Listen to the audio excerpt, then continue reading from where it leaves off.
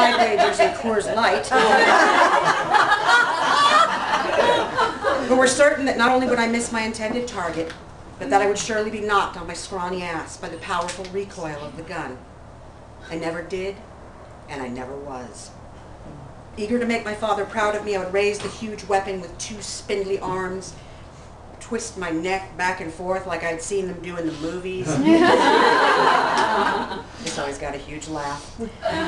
Dig my small heels into the earth as deliberately as I could, look down the sight, take aim, and pull the fucking trigger. I don't ever remember missing. Ever. Even then, I already understood that it was a Zen thing, though of course I had no idea what a Zen thing even was. I was simply willing it to happen, seeing it happen, and then it always did. From as far back as I can remember, guns were exciting and fun, seductive as a wrapped package.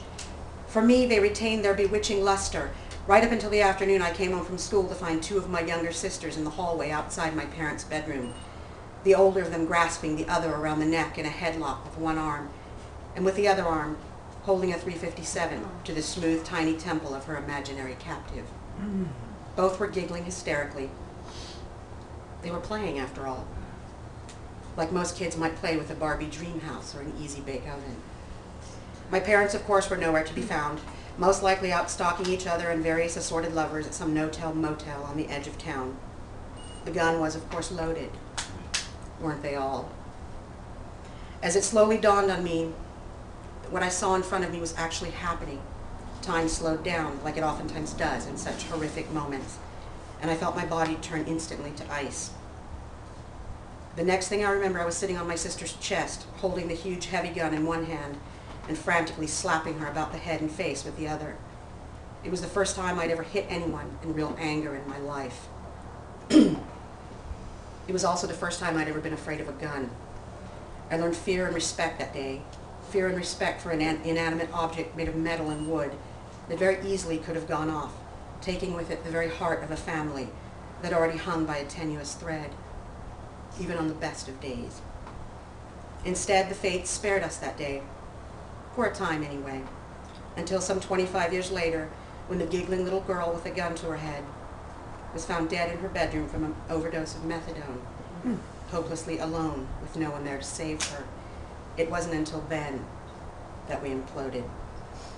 A few years after the hallway incident, in a fit of blind rage, my mother fired several shots at my philandering father, luckily missing him in what was to be one of the grandest, most epic, most legendary battles in their long, tempestuous history together. They certainly weren't the shots heard round the world, but for me, their concussion shifted the very earth on its axis.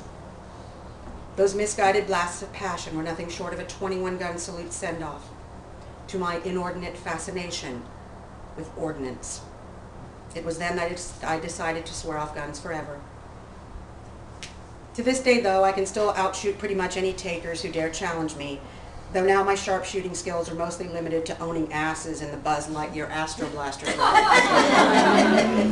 And yet I know, just as sure as I know that someday, some way, I will once again meet that giggling little girl. Only this time I will be there to protect her and save her like I should have, like I did when she was 8.